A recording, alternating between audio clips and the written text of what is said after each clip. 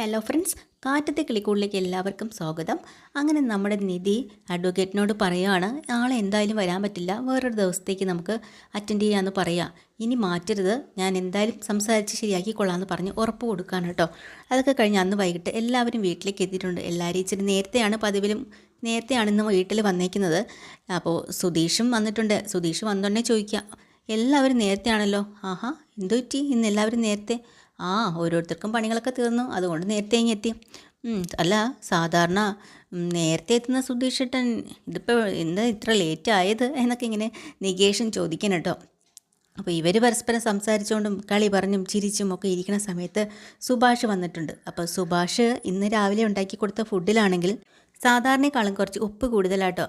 അപ്പോൾ അത് നികേഷ് വന്ന് ചോദിക്കുകയാണ്, ഏട്ടാ ഇന്ന് തന്ന ഫുഡിൽ നല്ല ഉപ്പുണ്ടായിരുന്നല്ലോ, എന്തു പറ്റി കൂടിപ്പോവാൻ? അങ്ങനെ വരാനായിട്ട് വഴിയില്ലല്ലോ. അല്ല ആണെന്നേ, ഇപ്പോൾ ഹരീഷും പറഞ്ഞുണ്ട്. ആണ് ഏട്ടാ, കുറച്ച് ഉപ്പ് കൂടിയിട്ടുണ്ട്. അത് ശരി, എങ്ങനെ ഉപ്പ് കൂടാതിരിക്കും? ഇപ്പം നമ്മുടെ ചാന്ദിനിയല്ലേ ബംഗാളി ബംഗാളി എന്നൊക്കെ പറഞ്ഞ് ഇവിടെ സുധീഷ് കളിയാക്കണം കേട്ടോ. അങ്ങനെ എടാ അതൊന്നുമല്ല കാരണം, നിങ്ങൾ എന്നെ വെറുതെ കളിയാക്കില്ലേ. സുമേഷിനാണെങ്കിൽ ചമ്മൽ കൂടെ നിൽക്കാൻ വയ്യ, എന്നെല്ലാം രക്ഷപ്പെടാൻ വേണ്ടി പറയാം. എടാ നികേഷേ, ഞാനിന്ന് ഉപ്പിലിട്ട സ്പൂണ് മാറിപ്പോയി, അതുകൊണ്ടാണ് എനിക്ക് ഇന്ന് അളവ് തെറ്റിയത്. മനസ്സിലായെന്ന് പറഞ്ഞ് കളിയാക്കണം കേട്ടോ. അന്നേരം ഭാസ്കരൻ അങ്ങോട്ട് വരുന്നുണ്ടേ, കയ്യിൽ കുറച്ച് പരിപ്പോടെയുണ്ട്. നേരെ നിധിയുടെ കയ്യിൽ കൊടുത്തിട്ട് പറയാം, മോളെ ഇന്നാ പിടിച്ചോ പരിപ്പോടാ. അങ്ങനെ കട്ടൻ കവിയും പരിപ്പോട് എല്ലാവരും കൂടെ കഴിക്കുമ്പോൾ നികേഷ് മാത്രം അത് വാങ്ങുന്നില്ല കേട്ടോ, വേണ്ടാന്ന് പറയാണ്. അത് ഭാസ്കരൻ ശ്രദ്ധിക്കുകയും ചെയ്യുന്നുണ്ട്. അപ്പോൾ ഭാസ്കരൻ ചോദിക്കുകയാണ്, എന്തു പറ്റി, എല്ലാവരും ഒക്കെ ഉണ്ടല്ലോ, എന്താ ഇങ്ങനെ കളിയാക്കണേ? ഇന്ന് സുമേഷടാ, നീ ഇന്ന് ഉച്ചയ്ക്ക് ഫുഡ് കൊണ്ടുപോയില്ലല്ലോ, നീ എങ്ങനെ കഴിച്ചെന്ന് ചോദിക്കാട്ടോ. ഫുഡൊക്കെ കിട്ടി, ചാന്ദിനി കൊണ്ടുവന്നു എന്ന് പറയാം. അതും കൂടെ കേൾക്കുമ്പോൾ എല്ലാവരും കൂടെ എടുത്തിട്ട് വാരിക്കൊള്ളുന്നുണ്ട് നമ്മുടെ സുമേഷിനെ കേട്ടോ. അവസാനം നമ്മുടെ ഭാസ്കരൻ കുറച്ച് അടുത്തേക്ക് വന്നിട്ട് സുമേഷിനോട് പറയാം, എടാ നീ ആ ഹിന്ദിക്കാരി പെണ്ണെ കല്യാണം കഴിക്കാൻ തീരുമാനിച്ചോ? അപ്പം നിധി പറയാണ്, ഉറപ്പിച്ചിട്ടൊന്നുമില്ല, ഇങ്ങനെ ഇനിയിപ്പം സുഭാഷേട്ടൻ അതൊക്കെ ആലോചിച്ച് അവർ തമ്മിൽ പരസ്പരം മനസ്സിലാക്കിയിട്ട് വേണ്ടേ ഇനിയിപ്പോൾ അതൊക്കെ. അപ്പോഴാണ് ഭാസ്കരൻ വീണ്ടും, സുമേഷേ ഞാൻ നിന്നോടൊരു കാര്യം പറയാം, ഈ ബന്ധം നമുക്ക് ചേരുന്നതല്ല, ഇത് വേണ്ട. ഇതെന്താ ഇപ്പോൾ? ഞാൻ നിന്നെ നല്ലതിന് വേണ്ടിയിട്ടാണ് സുഭാഷെ പറയണത്, വേണ്ട അത് ശരിയാവില്ല. അപ്പോൾ തന്നെ ഉടനെ ഹരീഷിന് അങ്ങോട്ട് ദേഷ്യം വന്നു. ഹരീഷ് പറഞ്ഞു, അത് ചോദിക്കാൻ നിങ്ങളാരാ? ഞാൻ അവൻ്റെ അപ്പനാടാ. അതൊക്കെ ഇപ്പോഴാണോ ആലോചിക്കണേ?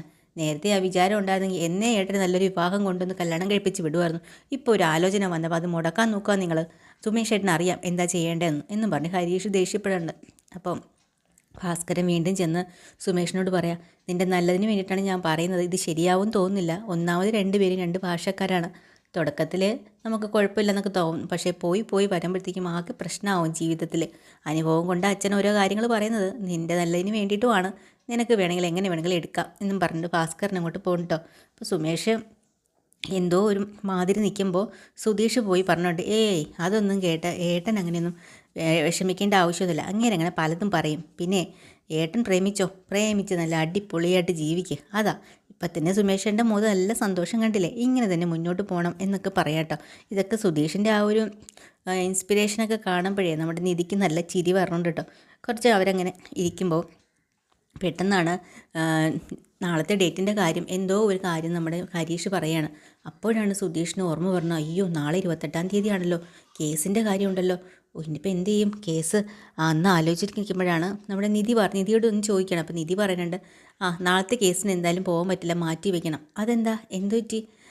രക്ഷപ്പെട്ടു എന്നൊന്നും വിചാരിക്കണ്ട, ഡേറ്റ് മാത്രമേ മാറ്റുള്ളൂ. നാളെ എനിക്ക് അത്യാവശ്യം ജോലി സ്ഥലത്തൊരു കാര്യമുണ്ട്, അതുകൊണ്ടാണ് പോകാൻ പറ്റാത്തത്.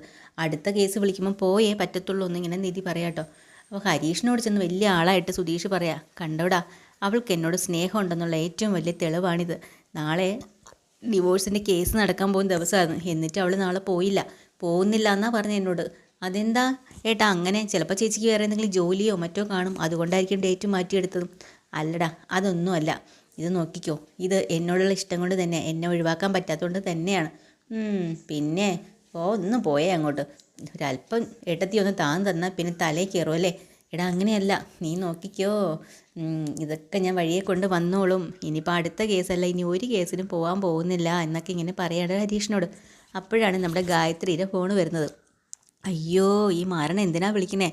അന്നേരം തന്നെ നമ്മുടെ ഹരീഷ് ചോദിക്കണേ, ഇതാ അത് അതൊക്കെ എനിക്ക് മനസ്സിലായി, ഞാൻ എല്ലാ കാര്യവും നികേഷിൻ്റെ കൂടെ പറഞ്ഞു. നീയോ അപ്പോൾ അറിഞ്ഞോ? അത് ശരി, എന്താ ഏട്ടൻ്റെ ഉദ്ദേശം? എടാ കാര്യം പറ. അതല്ലടാ, ഈ ഒരു കേസ് വെച്ച് ഞാൻ ആ ഒരു കേസ് ശരിയാക്കി എടുക്കും. ഗായത്രിയെ വെച്ച് നീ നമ്മുടെ നിധിയുടെ കാര്യമെല്ലാം ശരിയാക്കി എടുക്കും എന്നാണ് പറയുന്നത്. അപ്പോൾ തന്നെ ഗായത്രി ഫോണിൽ വിളിക്കുകയാണ്. അപ്പോൾ നമ്മുടെ ഹരീഷ് പറയാം, ഇങ്ങനെ പോവുകയാണെങ്കിലേ ഇത് തലേന്ന് ഒഴിക്കാൻ ഇത്ര പാടുപെടും സുധീഷ് എന്ന് പറയാം കേട്ടോ. അപ്പോൾ സുധീഷ് എന്താ ചെയ്യുന്നറിയുമോ, ഫോൺ എടുക്കുകയാണ്. ഗായത്രി ചോദിക്കുന്നുണ്ട്, ആഹാ ഉറങ്ങിയില്ലേ, ഭക്ഷണം കഴിച്ചില്ലേ? അതെ, ഇന്ന് കോളേജിൽ എനിക്കൊരു സംഭവം ഉണ്ടായി, നല്ല കഥയാണ്, ഞാനതൊക്കെ പറയട്ടെ എന്ന് പറയുമ്പോൾ തന്നെ സുധീഷ് അത് വെച്ചൊഴിയാൻ വേണ്ടി പോവാ കേട്ടോ. സുധീഷിന് ഇപ്പോൾ മടുത്ത് തുടങ്ങി, ശല്യമായി തുടങ്ങി ഗായത്രി. അപ്പോൾ നിധി ഇങ്ങോട്ട് വരുവാണ്. നിധിയെ കാണിക്കാൻ വേണ്ടി, കൊള്ളാം നല്ല തമാശ, പറഞ്ഞോ. അങ്ങനെ നിധിയെ കാണിക്കാൻ വേണ്ടി കുറേ നേരം ഗായത്രിയോട് എടുത്ത് കത്തി വെക്കാൻ കേട്ടോ. അവസാനം നിധിക്ക് ദേഷ്യം വന്ന് നിധി കയറി പോകുന്നുണ്ട്. പക്ഷേ ഗായത്രി ഒട്ട് ഫോണും വെക്കുന്നില്ല. അയ്യോ, അവസാനം എങ്ങനെയെങ്കിലുമൊക്കെ പറഞ്ഞ് ഫോൺ വെപ്പിക്കുകയാണ്. അന്നേരം ഹരീഷാണെങ്കിൽ ചിരി പൊട്ടി വയ്യാട്ടോ. അവസാനം ഇതൊരു വലിയ മരണമാവുകയും ചെയ്യും, മറ്റതൊട്ട് കിട്ടത്തുമില്ല, അങ്ങനെ തന്നെ വരും, നിങ്ങൾ നോക്കിക്കോ സുധീഷേട്ടാന്ന് പറഞ്ഞിട്ടാണ് പോകണം. പക്ഷേ നിധി പിണങ്ങി പോയപ്പോഴത്തേക്കും നമ്മൾ സുധീഷിന് കുറച്ച് സന്തോഷമായി. കാരണം നിധി ഇഷ്ടപ്പെടാഞ്ഞിട്ടാണല്ലോ പോയത്, അപ്പോൾ എന്നോട് ഇഷ്ടമുള്ളതുകൊണ്ടായിരിക്കും എന്നാണ് ചിന്തിക്കുന്നത്. അന്ന് രാത്രിയാണെങ്കിൽ സുമേഷിന് ഉറക്കമേ ഇല്ല. അവിടെ ചാന്ദിനിക്ക് ഉറക്കമില്ല കേട്ടോ. ചാന്ദിനി കുറേ നേരം അങ്ങനെയൊക്കെ ആലോചിച്ച് നിന്നിട്ട് ഫോൺ എടുത്ത് നമ്മുടെ സുമേഷിന് മെസ്സേജ് അയക്കുക കേട്ടോ. അങ്ങനെ മെസ്സേജ് കാണുമ്പോഴത്തേക്കും നമ്മുടെ സുമേഷാണെങ്കിലോ ഭയങ്കര സന്തോഷം, ഫോണെടുത്ത് തിരിച്ച് മെസ്സേജ് അയക്കുന്നു. പിന്നെ പതിയെ സംസാരങ്ങൾ തുടങ്ങി. ഓരോ വാക്കുകൾ ഹിന്ദിയിൽ പറയണത് മലയാളത്തിലാക്കുന്നു, മലയാളത്തിലുള്ളത് അങ്ങോട്ട് ഹിന്ദിയിലും ആക്കുന്നു. അങ്ങനെ അവർ തമ്മിൽ നല്ലൊരു ഫോൺ വഴി അന്ന് രാത്രി നല്ലൊരു കോൺവെർസേഷനൊക്കെ നടക്കുന്നുണ്ട് കേട്ടോ. അങ്ങനെ രാത്രി എന്തൊക്കെയോ പരിപാടി, അടുക്കള പണിയും ഒക്കെ ചെയ്യാൻ വേണ്ടിയിട്ട് സുമേഷ് അങ്ങോട്ട് പോയിട്ടുണ്ട്. അച്ചാറുണ്ടാക്കിക്കൊണ്ടിരിക്കുകയോ അങ്ങനെ എന്തൊക്കെയോ കാര്യങ്ങൾ ചെയ്യുന്നുണ്ട് കേട്ടോ. ഫോണാണെങ്കിൽ ചെവിയിലുണ്ട്. നികേഷ് ഏട്ടൻ്റെ അടുത്തേക്ക് കയറി വരുമ്പോൾ ഇത് ഫോണിൽ സംസാരിച്ചുകൊണ്ടിരിക്കുന്നു. എന്തൊക്കെയോ അച്ചാറിൻ്റെ കാര്യമൊക്കെ പറയുന്നു. ഈ അച്ചാറിന് എന്താ ഹിന്ദിയിൽ പറയാന്നൊക്കെ അങ്ങനെ ചാന്ദിനി എടുത്ത് ചോദിക്കുക കേട്ടോ. ഇതൊക്കെ നോക്കുമ്പോൾ നമ്മുടെ നികേഷ് അന്തം വിട്ടുപോയി. ഫോണും പിടിച്ച് ഇങ്ങനെ നിൽക്കാത്ത ഒരാളെ ഇപ്പോഴേ ഒന്ന് കണ്ടു കിട്ടാൻ പോലും വല്ലാത്ത പാടാണ്. അങ്ങനെ സുമേഷും ഇങ്ങനെ സംസാരിച്ച് നിൽക്കുന്നത് കാണുമ്പോൾ നമ്മുടെ നികേഷിന് വല്ലാത്തൊരു അത്ഭുതവും ഒക്കെ തോന്നാട്ടെ. ഇന്നത്തെ എപ്പിസോഡിൽ ഡീറ്റെയിൽഡ് എപ്പിസോഡുമായി വീണ്ടും വരാം. ചാനൽ ഇഷ്ടമായി ലൈക്ക് ചെയ്യുക, സബ്സ്ക്രൈബ് ചെയ്യുക. താങ്ക്